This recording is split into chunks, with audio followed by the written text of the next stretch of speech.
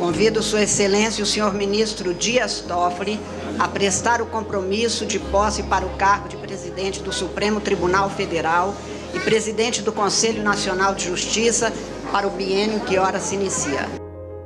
13 de setembro de 2018. O país estava às vésperas de mais uma eleição presidencial.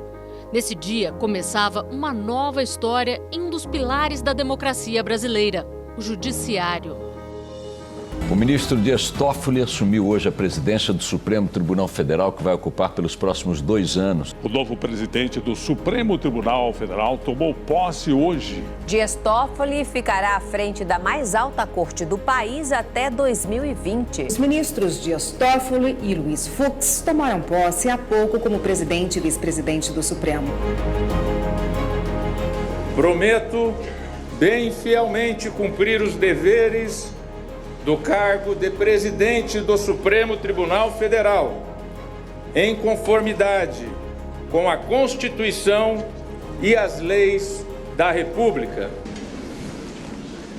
Prometo bem fielmente cumprir os deveres do cargo de vice-presidente do Supremo Tribunal Federal, em conformidade com a Constituição e as leis da República. São muitos os desafios pela frente. Governança do Supremo, aprimoramento do Conselho Nacional de Justiça, melhoria do Judiciário em geral, combate à corrupção, preservação da harmonia entre os poderes. A bandeira da justiça está em suas mãos. O Brasil inteiro acompanhava a posse do 59º presidente da mais alta corte do país.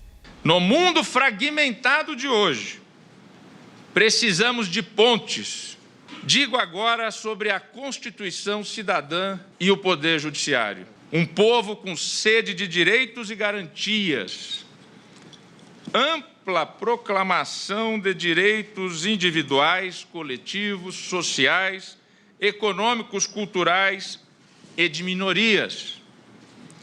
Para garantir seu cumprimento e efetividade, ampliaram-se os meios de acesso à justiça.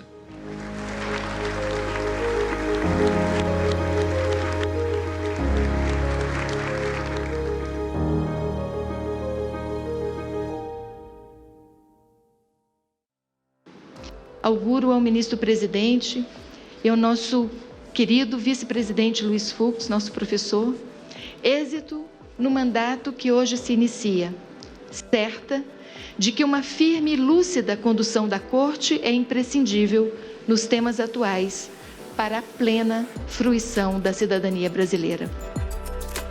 Diálogo. Essa foi a marca da gestão do biênio 2018-2020 no Supremo Tribunal Federal.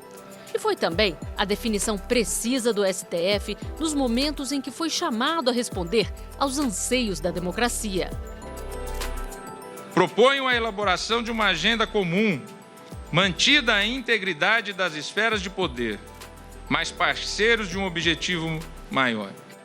O presidente da República eleito, Jair Bolsonaro, chegou ao Supremo Tribunal Federal às 10 horas da manhã. As leis que tratam do combate à corrupção, presidente Jair Bolsonaro, foram frutos de pactos assinados entre os presidentes da República, presidente do Supremo, da Câmara e do Senado. Pode ter certeza, Vossa Excelência, que muitas vezes, antes de tomar iniciativa, o procurarei para que a gente possa aperfeiçoar essa ideia e ela, de forma mais harmônica, siga o seu curso nacional dentro do Parlamento. Olha, eu acho que nos últimos 2 anos, na presidência do presidente Toffoli, tivemos um exemplo prático da importância, né, dessa harmonia, do trabalho de moderador que o presidente Toffoli exerceu no momento de tantas diferenças e dificuldades entre o Poder Executivo e o Poder Legislativo. Foi um ano difícil, no primeiro ano do presidente Bolsonaro, na relação com o Poder Legislativo, com tantas intrigas, com fake news, com tantos problemas. O presidente Dias Toffoli exerceu um papel fundamental. Lógico, é evidente que o Poder Judiciário, tendo como o líder máximo o presidente do Supremo Tribunal Federal, reconhecido por todos nós como um grande articulador da pacificação, da conciliação e do entendimento, merece o nosso reconhecimento, a nossa admiração, o nosso carinho. Ao longo desses 2 anos, não faltaram cooperação, independência, união e respeito à Constituição. Para que possamos voltar à clássica divisão dos poderes, compete ao Legislativo cuidar do futuro, ao Executivo do presente e ao Judiciário pacificar os conflitos do passado. O Supremo Tribunal Federal exercerá, como vem exercendo, o importante papel de árbitro dos eventuais conflitos, garantindo a solidez, a segurança jurídica e a paz social, função última da Justiça.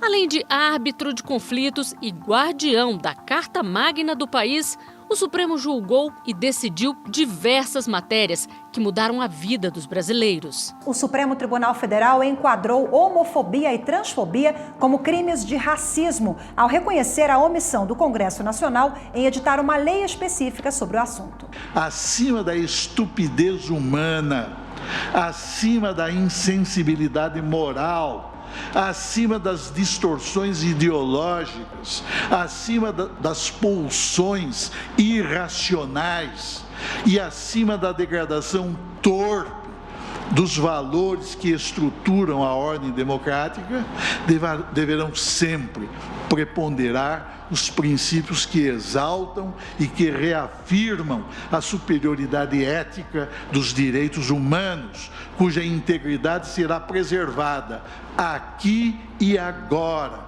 em prol de todos os cidadãos e em respeito à orientação sexual e à identidade de gênero de cada pessoa que vive sob a égide dos postulados que informam o próprio conceito de república. Quem de nós, qualquer um de nós aqui, ministros ou plenário, quem de nós gostaria que nossas filhas, nossas irmãs, nossas netas, grávidas ou lactantes continuassem a trabalhar em ambientes insalubres? Essa é a pergunta que, a meu ver, ao ser respondida, resolve a questão sobre a constitucionalidade ou não. Tivemos aí a conclusão do julgamento dessas 3 ações que tratavam aí sobre quando uma pessoa pode ser presa, se após a confirmada condenação em segunda instância ou se era necessário aguardar o julgamento de todos os recursos cabíveis, e foi justamente essa segunda opção que prevaleceu hoje no plenário do Supremo Tribunal Federal por 6-5. O princípio da não culpabilidade é garantia vinculada pela lei maior à preclusão, de modo que a constitucionalidade do artigo 283 do Código de Processo Penal não comporta questionamentos.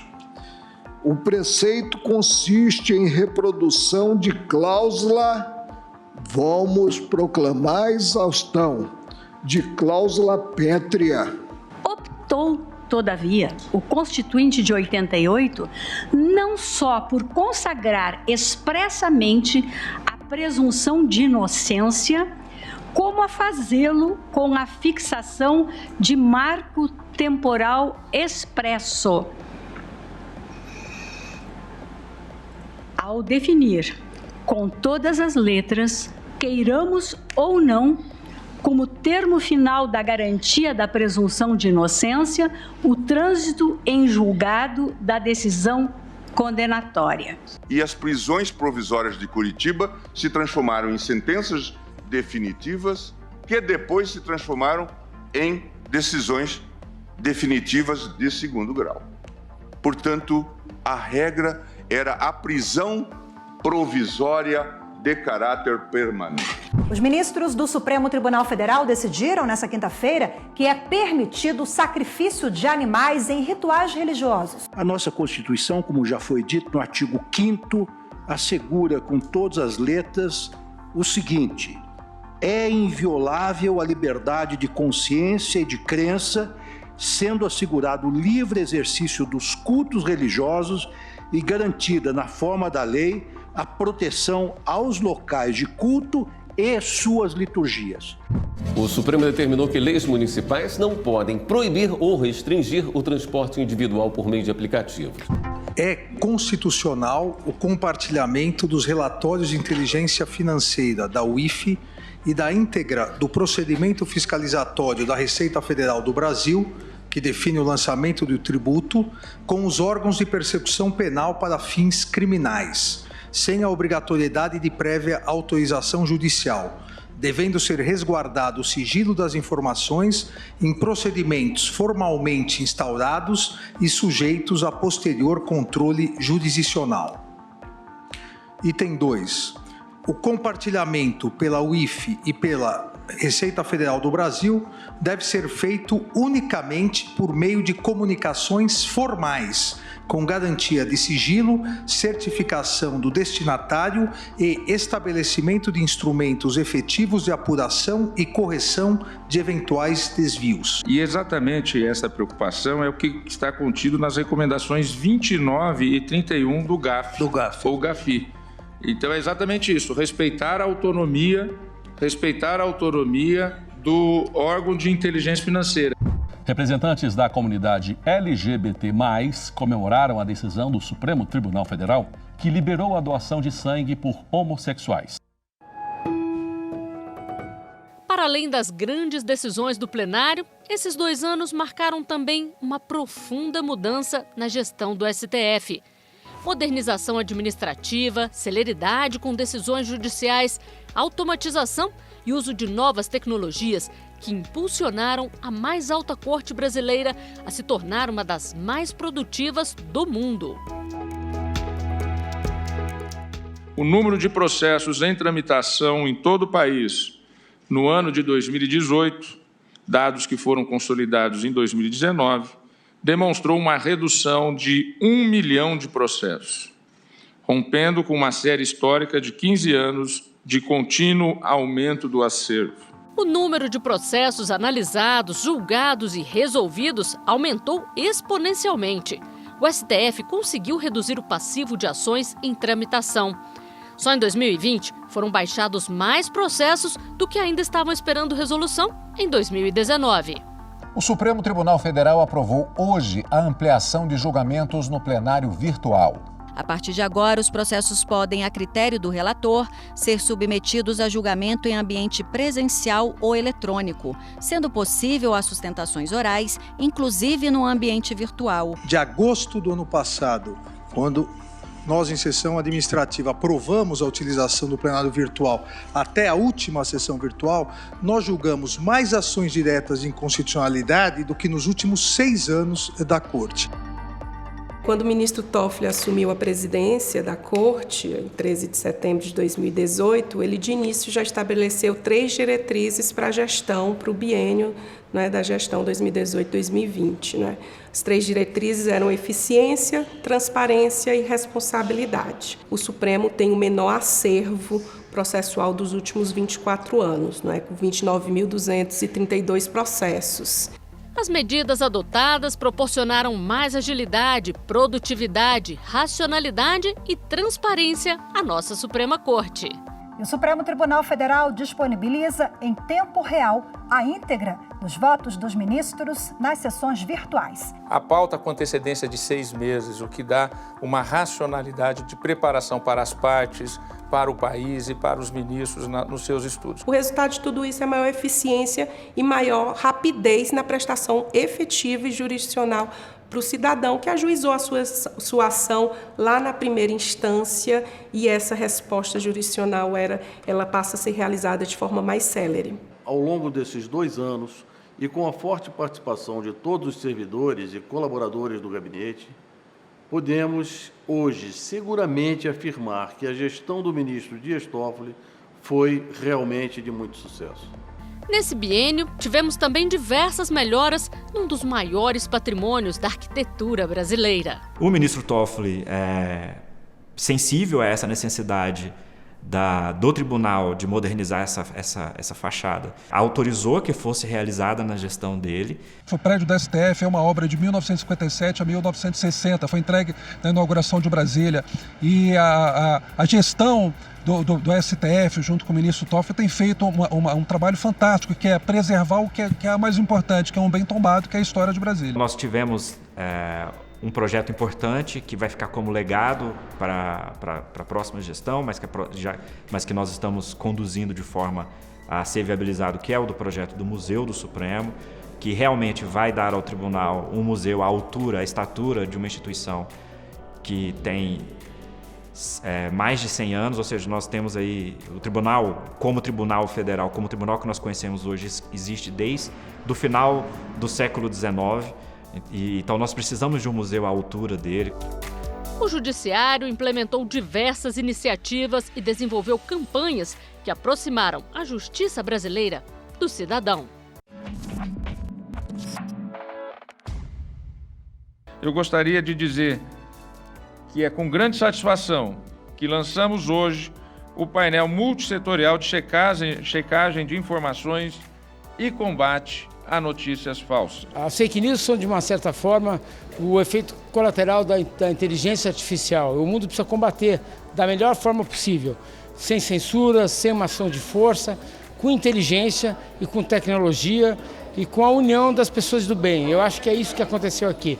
Aqui Tem Justiça é uma campanha para mostrar ao cidadão, ao povo brasileiro, como o judiciário brasileiro trabalha. É o poder judiciário que mais trabalha no mundo, que mais decide, solucionando, pacificando as questões relativas ao dia a dia do cidadão, ao dia a dia da sociedade, das relações entre os poderes, da harmonia e da paz social.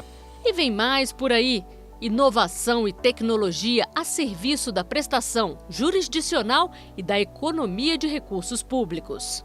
Nesses novos tempos, a justiça também precisa se transformar. O virtual agora já é real. Uma parceria entre o Supremo Tribunal Federal e a Universidade de Brasília busca trazer mais agilidade ao Poder Judiciário. O chamado Projeto Victor usa inteligência artificial para analisar processos. O Victor é um robozinho, um programa de computador, que aprendeu com base no histórico das classificações que foram feitas pelas pessoas, e que hoje consegue pegar um processo que chega ao tribunal e analisar se aquele processo tem relação com um dos temas. Na prática, o programa permite que um documento seja lido em apenas segundos. A gente precisa de pensar em alternativas tecnológicas. E a inteligência artificial, ela é uma saída. O investimento tecnológico não dispensa o investimento no capital humano. Pelo contrário, a informatização das rotinas de trabalho exige a requalificação da força humana, focando nas atividades intelectuais necessárias à prestação jurisdicional.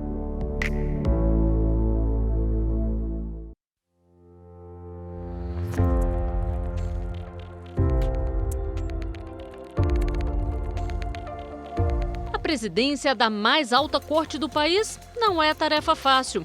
Além disso, o chefe do judiciário está na linha sucessória da presidência do Brasil. Em determinados casos, o chefe do STF assume o comando do país. O presidente Michel Temer já está nos Estados Unidos e, com isso, quem assume a presidência por aqui é o ministro Dias Toffoli, do STF. Quem comanda o país nesses 2 dias é o novo presidente do STF, o ministro Dias Toffoli, que recebeu posse ontem na base aérea aqui de Brasília, numa cerimônia rápida conduzida por Michel Temer. Então, hoje, Toffoli atravessa a Praça dos Três Poderes e já despacha no Palácio do Planalto.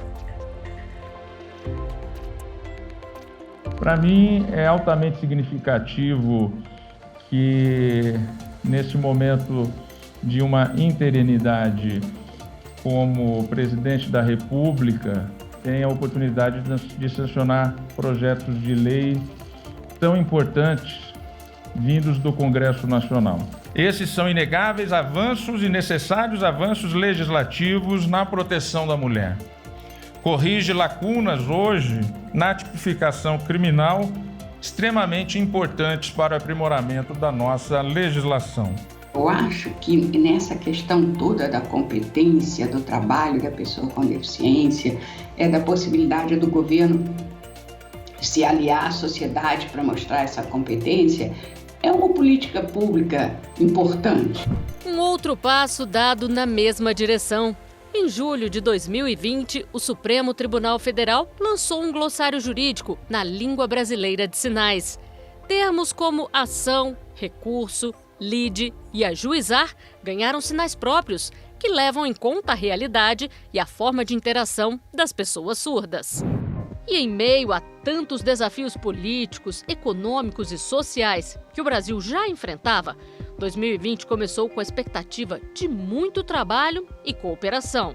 O nosso empenho absoluto nesta bandeira há de marcar o início do ano judiciário brasileiro, em que o Ministério Público associa-se ao Poder Judiciário e às demais instituições responsáveis pela administração da justiça no país, em seu propósito de garantir a efetividade e as demandas que nos chegam por direitos, desenvolvimento e paz social. Esforçamo-nos para ter a exata compreensão do papel de cada um dos poderes dentro do sistema, de freios e contrapesos, consagrados na nossa Constituição de 88. É com entusiasmo e ânimo renovados que damos início ao ano do Judiciário de 2020. Essa importante solenidade é a oportunidade de reafirmarmos a importância do Poder Judiciário para o progresso do país e para o avanço da democracia. A retomada da atividade econômica foi o primeiro grande projeto de 2020. De olho nas mais de 14 mil obras públicas paralisadas em todo o país, os poderes Judiciário e Executivo, o Ministério Público e órgãos de controle como o Tribunal de Contas e a Controladoria Geral da União lançaram o Destrava. O primeiro passo é mapear, isso já foi feito, aí depois é fazer a checagem de dados, depois colocar à mesa todos para a busca de uma solução comum e, se necessário, inclusive levar essa solução para a chancela do Judiciário. Mas este ano traria o maior desafio para o Brasil e para o mundo nos últimos 100 anos. Informação importante, a OMS acaba de declarar pandemia por causa do coronavírus. Avanço dos casos de coronavírus leva a Organização Mundial de Saúde a declarar pandemia da doença. Isso quer dizer que a doença pode afetar pessoas em todo o mundo simultaneamente. Nesse momento delicado de fragilidade humana, o Judiciário deve, mais do que nunca, estar em funcionamento.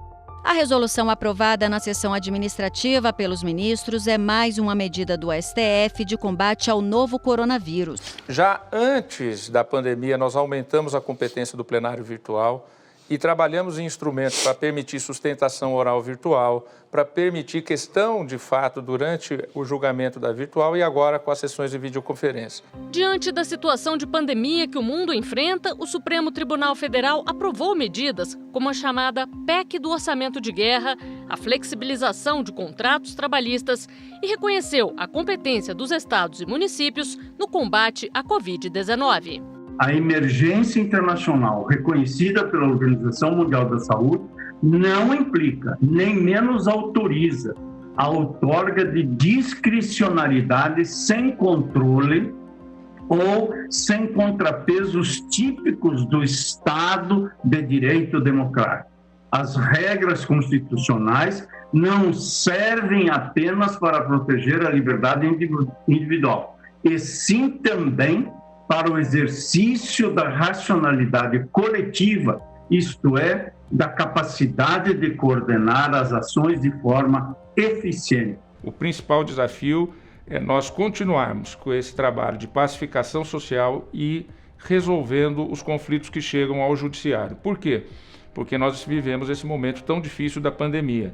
E nesse momento da pandemia, principalmente aqueles que são os mais vulneráveis, as pessoas mais simples, os mais pobres, a pessoa que perde o emprego, ela perde as condições de manter a sua família, ela vai se socorrer do judiciário.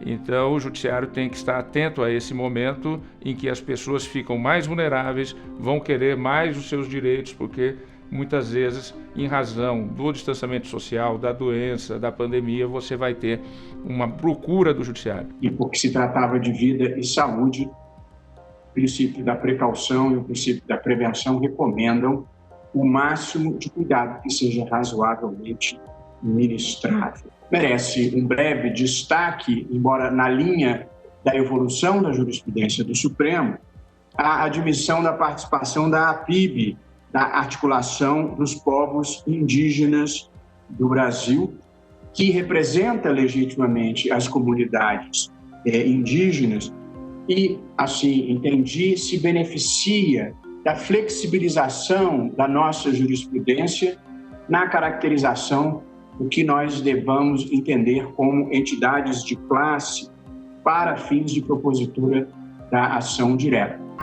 Considerando a existência de notícias fraudulentas, conhecidas como fake news, denunciações caluniosas, ameaças e infrações revestidas de ânimos caluniante, difamante e injuriante, que atingem a honorabilidade e a segurança do Supremo Tribunal Federal, de seus membros e familiares, resolve, como resolvido já está, nos termos do artigo 43 e seguintes do Regimento Interno, instaurar inquérito criminal para a apuração dos fatos e infrações correspondentes em toda a sua dimensão.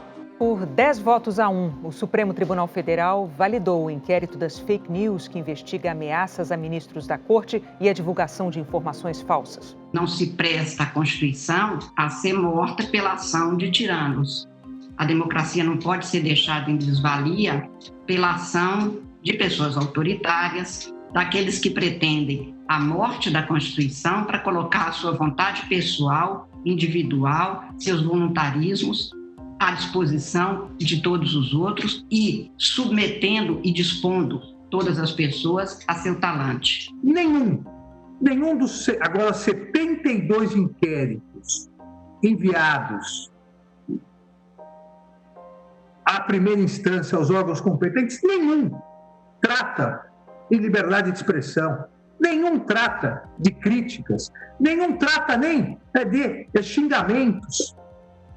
Tratam de ameaças, de atentados, da tentativa de coação aos ministros do Supremo Tribunal Federal. Atentar contra um dos poderes, incitando o seu fechamento, incitando a morte, incitando a prisão de seus membros, incitando a desobediência a seus atos, ao vazamento de informações sigilosas, não são manifestações protegidas pela liberdade de expressão na Constituição da República Federativa do Brasil, constituída pela Assembleia Nacional Constituinte em 1988.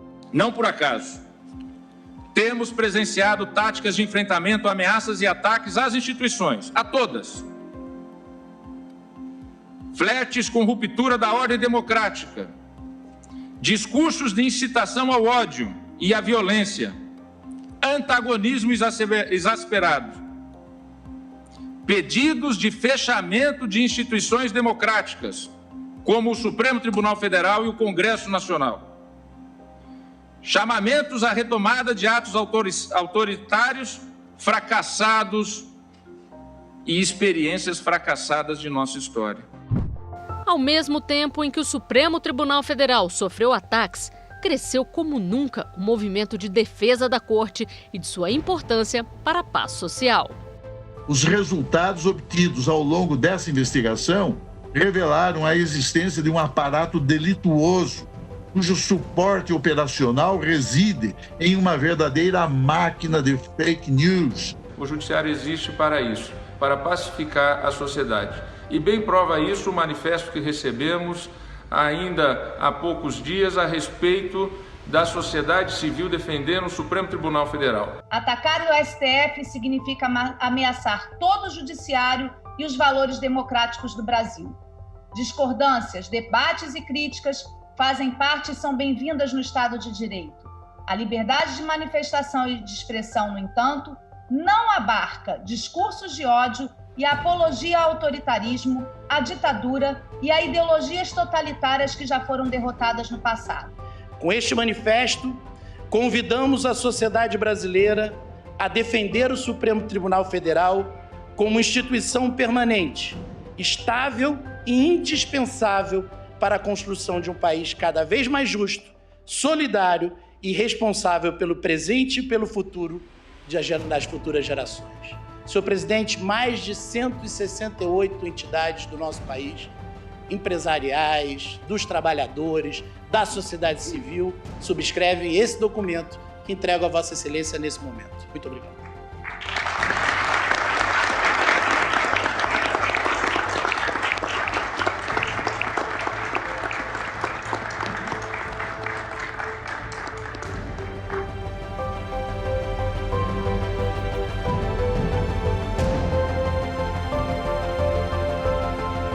Vossa Excelência, na gestão do Supremo, na representação do Supremo, nos personificando, portanto, nessa representação, atuou com muita temperança, atuou com muita compreensão, atuou buscando, acima de tudo, o entendimento e a harmonia que deve haver entre os poderes da República.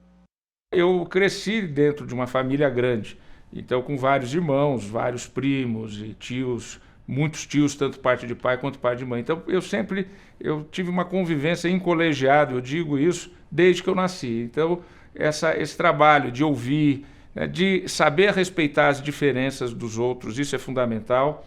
E algo que eu aprendi aqui em Brasília, com 25 anos que eu tenho de Brasília hoje, que é você respeitar aqueles que foram eleitos pelo voto popular. Porque, ao fim e ao cabo, você está respeitando o eleitor. Interlocutor nós não escolhemos, é escolhido pelo povo. A Constituição governa os que governam. E ao Supremo cabe ser o guarda da Constituição e exatamente garantir os direitos e liberdades das minorias, e isso nós fizemos ao longo desses últimos 1 ano e meio. Nós garantimos que os conselhos populares criados por lei não poderiam ser desfeitos por decreto. Nós garantimos a criminalização da homofobia. Nós garantimos os direitos sociais das grávidas em relação a trabalho insalubre. Nós garantimos agora, recentemente, que os dados das pessoas, os seus números de celulares e endereços não sejam do Brasil inteiro passados para o IBGE. Nós garantimos uma série de direitos e garantias fundamentais, sociais, dos trabalhadores, do povo e das minorias. Agradeço a todos, na pessoa do meu irmão caçula, o José Eduardo.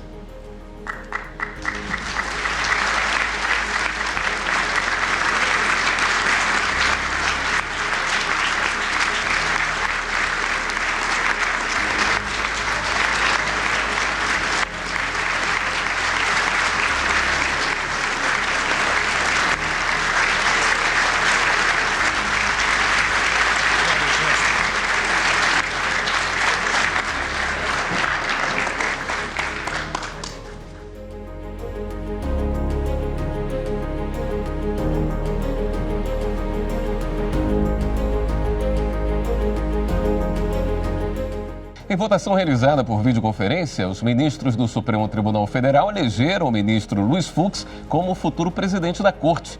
Eu prometo aos meus colegas que vou lutar intensamente para manter o Supremo Tribunal Federal no mais alto patamar das instituições brasileiras.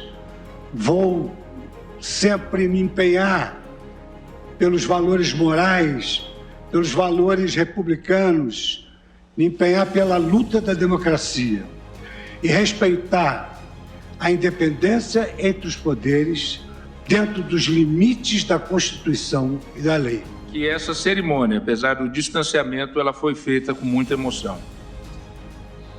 Registro também a presença das nossas equipes aqui no plenário. nossos braços direitos que permitiram essa transição tão tranquila e que Vossa Excelência, com a sua generosidade, me concedeu um prazo maior para, nesse momento de pandemia, nós podemos fazer essa transição. Em setembro, tomaremos posse com o Supremo devidamente organizado em todos os setores e o Conselho Nacional de Justiça também. Muito obrigado mais uma vez por essa belíssima surpresa e essa homenagem. Eu que agradeço as palavras de Vossa Excelência, que me salvou aqui da emoção do momento.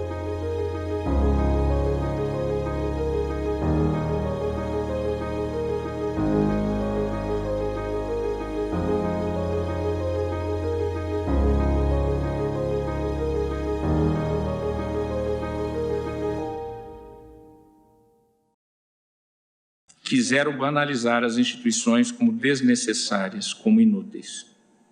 Quiseram banalizar a política, banalizar a democracia, banalizar a liberdade de imprensa e a liberdade de expressão. Quiseram banalizar o mal. Plantam o medo para colher o ódio. Plantam o ódio para colher o medo. Não se impressionam em contar mortos. Querem o confronto como forma de dominação. A desinformação como nova religião e o caos como um novo Deus. A desinformação como uma nova religião e o caos como um novo Deus. Ao fim e ao cabo, querem não o arbítrio, mas o próprio totalitarismo. Já passamos por momentos de arbítrio no passado. Arbítrio que nunca mais voltará. A fortiori, jamais se tolerará. Quem defende a democracia é a própria democracia. O povo brasileiro, corpo e alma da nação brasileira.